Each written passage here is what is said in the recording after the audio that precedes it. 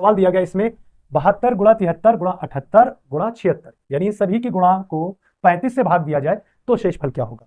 और यदि इसमें सभी में हम गुणा करेंगे तो बहुत अधिक समय लग जाएगा। भाग देने का तरीका समझना है, यहां से सभी लोग सीख सकते हैं कि आसान तरीके से कोई भी संख्या को, बहुत बड़ी संख्या को भाग कैसे दिया जा सकता है। तो ध्यान देना है, सिंगल सिंगल संख्या को भाग देते चलेंगे। 35 से 72 को भाग देंगे, 2 शेष बचेगा। इसके बाद में सभी संख्याएं गुणा में है तो गुणा करते चलेंगे। 73 को 35 से भाग देंगे, 3 शेष बचेगा। 78 को 35 से भाग देंगे तो 8 शेष बचेगा। ये सभी हमारे शेष हैं, ठीक है। सिंगल सिंगल संख्या को हम भाग दे रहे हैं तो ये शेष बच रहा है। और 76 को 35 से भाग देंगे तो 6 शेष बचेगा। अब ये सभी के हम गुणा कर देंगे तो टोटल शेष हमारा कितना आ जाएगा, ध्यान देना है। 8 या 24, और 24 की 6 से गुणा करेंगे तो 144 हो जाएगा। 144 की 2 से गुणा करेंगे 288, ठीक है। 144 की 2 से गुणा करेंगे, 288 को भाग दे देंगे 35 से। तो 35 से अब हम भाग देंगे, ये कितनी बार में जाएगी, ध्यान देना। ये 300 के करीब है तो लगभग जाएगी इसमें 4 बार में। 70 7 चौके 28, यानी 4 बार में जाएगी, ठीक है।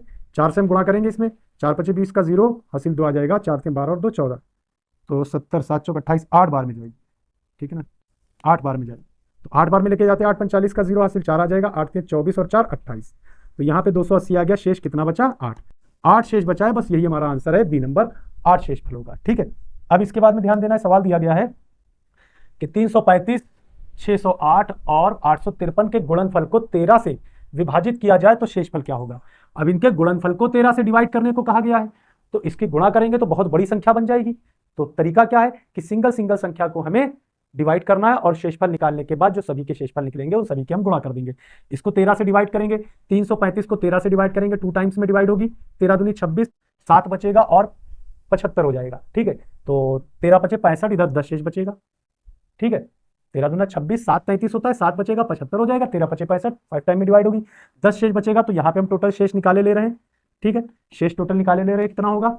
अब इसके बाद में 608 को 13 से डिवाइड करेंगे, 13 चौके 52, 8 बचेगा और 88 हो जाएगा। फिर 13 से 88 को डिवाइड करेंगे, ठीक है। तो 13 छंग 78, इसमें भी 10 ही शेष बचेगा। और इसके बाद में 853 को 13 से डिवाइड करेंगे तो यहाँ पे 13 छंग 78, 7 बचेगा, 73 हो जाएगा। 13 बचे 65, इधर 8 से शेष बचेगा। तो यहाँ पे टोटल शेषफल हमारा कितना आ गया, 800। टोटल शेषफल कितना आया, 800। अब 800 को हम 13 से डिवाइड करेंगे तो 6 टाइम में डिवाइड होगा। 13 छंग 78, ठीक है, 2 बचेगा, 20 हो जाएगा। फिर 13 कम 13, 7 शेष आ जाएगा। तो ये बी नंबर हमारा आंसर होगा, 7 शेषफल। ये क्लियर समझ में आ रहा है कि कोई भी संख्या अलग अलग दी जाए और उनके गुणनफल को डिवाइड करने को कहा जाए तो अलग अलग संख्या को हम डिवाइड करते हैं, गुणा करके डिवाइड करेंगे तो बहुत अधिक समय लगेगा। अब इसके बाद में 287, 576 और 639 के गुणनफल को यदि 17 से विभाजित किया जाए तो शेषफल क्या होगा। तो इसका सभी को आंसर बताना है कि इसका आंसर क्या आएगा। 2 सवाल हमने बताए, समझ में आ गए होंगे, उसी टाइप से इसका भी आंसर बताना है। इसके बाद में वह छोटी से छोटी संख्या ज्ञात कीजिए जिसे 6 9 15 से विभाज्य सबसे छोटी संख्या में जोड़ने पर यह एक पूर्ण वर्ग हो जाए। 6 9 15 से विभाज्य, जो 6 9 15 से विभाज्य है और छोटी से छोटी संख्या उसमें कौन सी जोड़ी जाए कि वह एक पूर्ण वर्ग बन जाए, ठीक है। तो सभी इसका एलसीएम निकालेंगे, इन सभी का एलसीएम कितना आ जाएगा, यानी 2 गुणा 9 और गुणा 5, ठीक है। तो यहाँ पे 90 एलसीएम आ जाए। अब 90 में कितना जोड़ दें कि एक पूर्ण वर्ग बन जाए, तो कम से कम संख्या 90 में 10 ही जोड़ सकते हैं। छोटी से छोटी संख्या तो 100 एक पूर्ण वर्ग बन जाएगी। तो आंसर हमारा क्या होगा, 10 हमारा आंसर होगा। तो ये क्लियर समझ में आ गया होगा, ठीक है। इसी प्रकार से भी स्टेप बाय स्टेप सवाल बढ़ा रहे हैं। अब यहाँ पे दिया गया है कि 4 की पावर 61 प्लस 4 की पावर 62 प्लस 4 की पावर 63 प्लस 4 की पावर 64, ठीक है, ये किस संख्या द्वारा विभाजित है। तो इसको हल करने का तरीका समझना है। इसकी वैल्यू तो ऐसे निकाल नहीं सकते हैं, ठीक है। तो क्या करेंगे, हम कॉमन ले लेंगे। अधिकतम कॉमन कितना मिल जाएगा, 4 की पावर 61 अधिकतम कॉमन मिल जाएगा और यहाँ पे +1, इधर 4 की पावर 1 प्लस 4 की पावर 2 प्लस 4 की पावर 3, ठीक है।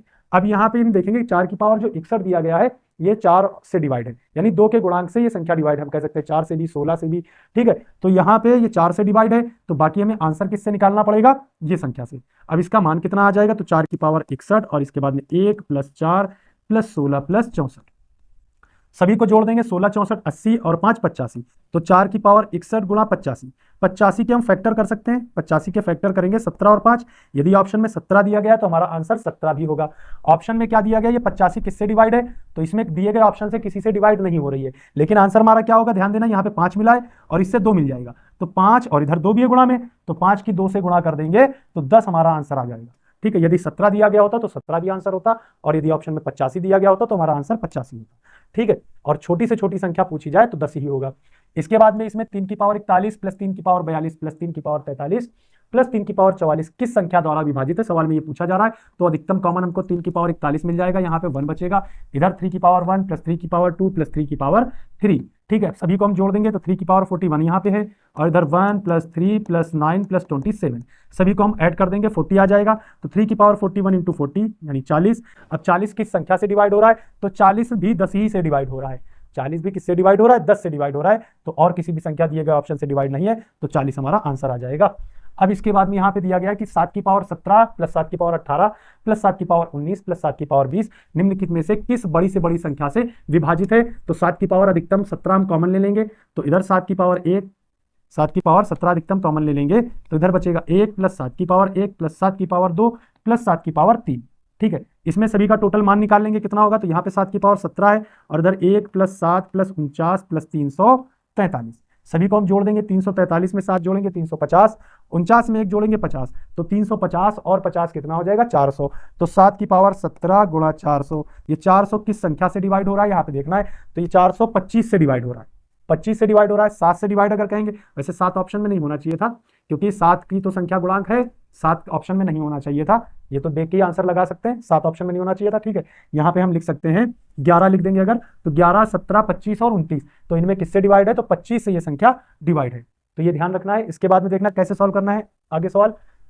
तो सवाल दिया गया कि वह अधिकतम पूर्ण संख्या क्या है जिससे व्यंजक n की power 4 plus 6n cube plus 11n square plus 6n plus 24 प्रत्येक n प्राकृत संख्या के लिए विभाजित है, प्रत्येक n प्राकृत संख्या के लिए विभाजित है, ठीक है। यानी ये पूरा व्यंजक n के प्राकृत संख्या के मान के लिए किस विकल्प द्वारा विभाजित है, सवाल में ये पूछा जा रहा है।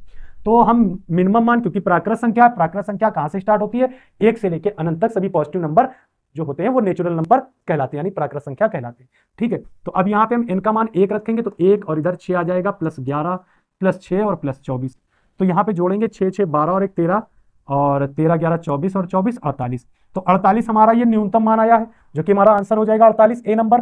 और यदि अगर हम 2 रखेंगे इनका मान, तो भी ये संख्या 48 से डिवाइड होगी, 3 रखेंगे तो भी ये संख्या 48 से डिवाइड होगी। तो प्राकृत संख्या के लिए हम न्यूनतम मान 1 ही लेके चलते हैं, तो n का मान 1 रखने पर 48 आ गया, तो ये संख्या 48 से डिवाइड है।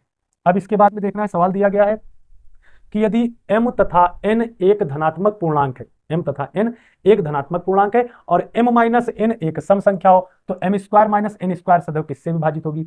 समझना है सबसे पहले कि जब m माइनस n एक सम संख्या है तो m प्लस n भी एक सम संख्या होगी, तो हम इसको लिखेंगे m माइनस n, ये भी 2x है, और m प्लस n क्या होगा 2y हो जाएगा, m प्लस n क्या होगा 2y, ठीक है। अब इन दोनों की हम गुणा कर देंगे m प्लस n, ठीक है, दोनों की हम क्या करेंगे गुणा कर देंगे, m प्लस n और m माइनस n क्या बन जाएगा m square minus n square, और इधर भी गुणा हो जाएगी तो 4xy आ जाएगा, 4xy। तो m square minus n square सदैव किससे विभाजित होगा, 4 से विभाजित होगा, m square minus n square सदैव किससे विभाजित होगा, 4 से विभाजित होगा, तो फर्स्ट नंबर ये हमारा आंसर आ जाएगा, ठीक है। अब इसके बाद में सवाल देखना है कि वह बड़ी से बड़ी संख्या जो n क्यूब माइनस n, जबकि n एक प्राकृत संख्या है, के रूप में प्रत्येक संख्या को पूर्णतः विभाजित करती है, के रूप में प्रत्येक संख्या को पूर्णतः विभाजित करती है, ठीक है। तो यहाँ पे संख्या कैसी लिख दी गई है, तो समझना है n क्यूब माइनस n, वह बड़ी से बड़ी संख्या जो n क्यूब माइनस n, जबकि n एक प्राकृत संख्या है, के रूप में प्रत्येक संख्या को पूर्णतः विभाजित करती है। तो यहाँ पे n का मान प्राकृत संख्या हम लेकर के चलेंगे, तो जब हम n का मान 1 रखेंगे तो यहाँ पे 0 बन जाएगा, तो n का मान हम क्या रखेंगे 2 रखेंगे, 2 का क्यूब माइनस 2, तो कितना आ जाएगा यहाँ पे 6। इसी प्रकार से 3 का क्यूब माइनस 3 रखेंगे तो 24, इसी प्रकार से 4 का क्यूब माइनस 4 रखेंगे तो यहाँ पे आ जाएगा 60। तो ध्यान देना, सभी का HCF क्या मिल रहा है हमको, सभी का HCF 6 मिल रहा है, सभी का HCF क्या मिल रहा है हमको 6, तो आंसर हमारा 6 आ जाएगा। तो ये क्लियर समझ में आ गया कि अब इनका मान हम जितना बड़ा रख दें प्राकृत संख्या में, वो संख्या 6 से डिवाइड जरूर होगी। तो ये क्लियर समझ में आ गया, इसका आंसर 6 होगा। इसके बाद में देखना है 2 की पावर 32 प्लस 1 किसी संख्या द्वारा विभाजित है, 2 की पावर 32 प्लस 1 किसी संख्या द्वारा विभाजित है, तो निम्नलिखित में से कौन सी संख्या उसी संख्या द्वारा विभाजित होगी। तो सिंपल यहाँ पे सवाल को समझना है कि यहाँ पे प्लस दिया गया है, ठीक है, प्लस दिया गया है, और 2 की पावर 32 ऑप्शन क्या दिया गया, 2 की पावर 96 माइनस 1, 2 की पावर 96 प्लस 1, 2 की पावर 16 माइनस 1, 2 की पावर 16 प्लस 1, ठीक है। तो 2 की पावर 32 प्लस 1 किसी संख्या द्वारा विभाजित है, किसी संख्या द्वारा विभाजित है। तो सवाल में पूछा जा रहा है निम्नलिखित में से कौन सी संख्या उसी संख्या से कटेगी जिससे 2 की पावर 32 प्लस 1 कट रही है। तो आसान सवाल ठीक है, आसान तरीके से हल करना है। तो कैसे समझना है इसको ध्यान देना कि ऑप्शन में हम देखेंगे कि 2 की पावर 32 प्लस 1 जो दिया गया है, ऑप्शन में हम देखेंगे कि जब 3 गुना देखेंगे पावर 32 का 3 गुना 96, तो सेम साइन देखेंगे। जब हम पावर 3 गुना देखेंगे तो सेम साइन, और जब हम पावर 2 गुना देखेंगे तो साइन चाहे यहां पे प्लस का दिया जाए या माइनस का दिया जाए, हमारा आंसर जो होगा ऑप्शन वो सदैव माइनस वाले पे टिक करेंगे। 3 गुना में हमेशा सेम साइन पे प्लस दिया गया तो प्लस वाला आंसर होगा, और यदि माइनस दिया जाता तो हमारा माइनस आंसर होता। तो यहाँ पे 2 की घात 32 प्लस 1 है, तो हमारा आंसर क्या होगा 2 की घात 96 प्लस 1। अब ये क्यों होगा समझना है। 2 की घात 32 की घात 3 लिख सकते हैं, 32 3 96, और प्लस 1 की घात 3। तो ये फार्मूला बना सकते हैं ए क्यूब प्लस बी क्यूब, और ए क्यूब प्लस बी क्यूब में क्या फार्मूला बनेगा, ए प्लस बी 2 की घात 32 प्लस 1, और फिर ब्रैकेट में A square plus B square minus A B. तो यहाँ पे 2 की घात 32 प्लस 1 आ गया जो कि सवाल में दिया गया है। तो ये पूरी संख्या 2 की घात 32 प्लस 1 से डिवाइड हो जाएगी, क्योंकि जब हम डिवाइड करेंगे 2 की घात 32 प्लस 1 से डिवाइड करेंगे तो ये संख्या डिवाइड हो जाएगी, और फिर इसके बाद में जो A square plus B square minus A B है ये हमारा भागफल होगा। तो ये क्लियर समझ में आ गया ना कि 3 गुना देखेंगे तो सेम साइन, प्लस है तो प्लस और माइनस है तो माइनस आंसर होगा। ठीक है, माइनस साइन वाला आंसर होगा। लेकिन जब 2 गुना देखेंगे तो केवल माइनस वाले पे ही टिक करेंगे जिसमें माइनस दिया जाएगा।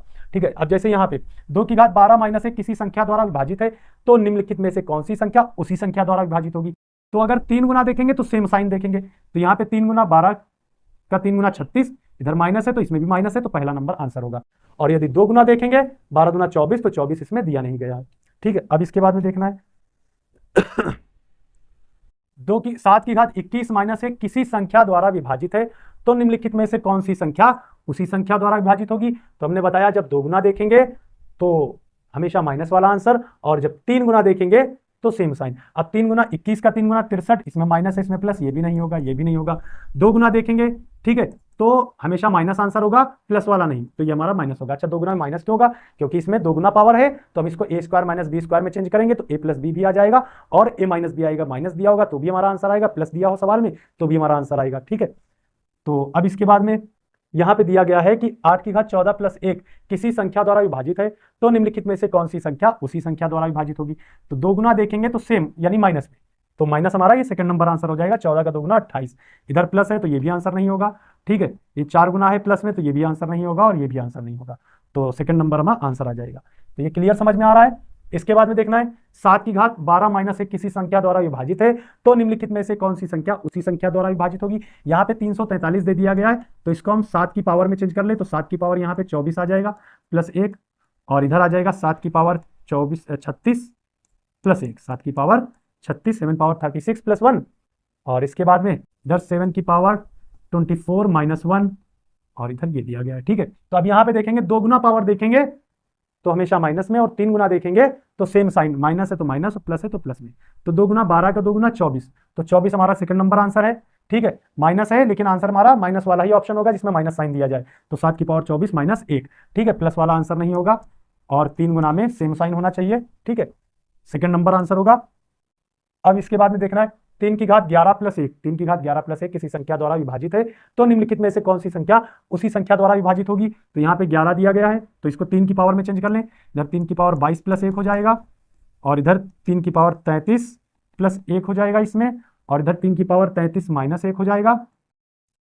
ठीक है, अब समझना है कौन सा आंसर होगा। 3 गुना पावर देखेंगे तो सेम साइन, 3 गुना पावर देखेंगे तो सेम साइन, तो ये हमारा थर्ड नंबर आंसर होगा। और 2 गुना पावर देखेंगे तो माइनस, तो 3 गुना यहाँ माइनस, ये भी नहीं होगा और ये भी नहीं होगा। ये क्लियर समझ में आ गया है कि इसका आंसर क्या होगा, समझ में आ रहा है ना। अब इसके बाद में कुल कितनी 3 अंकी संख्याएं 6 से भाज्य हैं, कुल कितनी 3 अंकी संख्याएं 6 से भाज्य हैं, तो इसका सभी को आंसर बताना है क्या। तो इसको कैसे सॉल्व करना है समझना है। ये दिया गया कि कुल कितनी 3 अंकी संख्या है, तो 3 अंकी संख्याएं कहाँ तक रहेंगी 999 तक, और ये कहाँ से स्टार्ट है 100 से स्टार्ट है। ठीक है, यानी 99 तक 2 अंकी संख्याएं हैं, 99 तक 2 अंकी संख्याएं, तो 1 से लेके 99 तक 6 से विभाजित 2 अंक की कितनी संख्याएं हैं, तो 6 से हम डिवाइड कर देंगे तो 16 संख्याएं हैं। ठीक है, 16 संख्याएं ऐसी हैं 2 अंक की जो 6 से विभाजित है, और 1 से लेके 999 तक 3 अंकी संख्या यानी टोटल संख्याएं 6 से विभाजित कितनी संख्याएं हैं, जो 6 से विभाजित हैं 1 से लेके 999 तक, वो टोटल कितनी संख्याएं हैं, तो उसको हम निकालेंगे। इधर 3 आ जाएगा और 9 उठाएंगे, 6 36 आ जाएगा, फिर इसके बाद में 3 आएगा, फिर 9, फिर 36, 3 शेष बचेगा। ठीक है, तो 166 है 1 से लेके 999 तक, और 16 संख्याएं हैं 1 से लेके 99 तक, माइनस कर देंगे। 166 में माइनस कर देंगे 16, तो ये 150 आंसर आ जाएगा। 150 संख्याएं ऐसी हैं जो 1 से लेके, यानी 3 अंक की संख्याएं हैं जो 6 से विभाजित हैं। वो टोटल कितनी है? 150 संख्याएं। और इसके बाद में जो सवाल दिया गया है, कुल कितनी 3 अंक की संख्याएं जो 11 से विभाजित हैं, तो सेम उसी टाइप से सवाल सॉल्व करना है। 99 को 11 से भाग दे देंगे, ठीक है, 9 संख्याएं आ जाएंगी, 11 9 99। अब इसके बाद में 999 को भाग दे देंगे 11 से, 11 9 99, ठीक है, तो ये संख्या कट जाएगी, इधर 9 आ जाएगा, यानी कितनी बार जाएंगी? 90 बार, ठीक है, 90 बार जाएगी संख्या, तो 9 शेष बचेगा, तो 90 में से माइनस कर देंगे 9, तो 81 संख्याएं ऐसी हैं जो 3 अंक की संख्याएं हैं और वो 11 से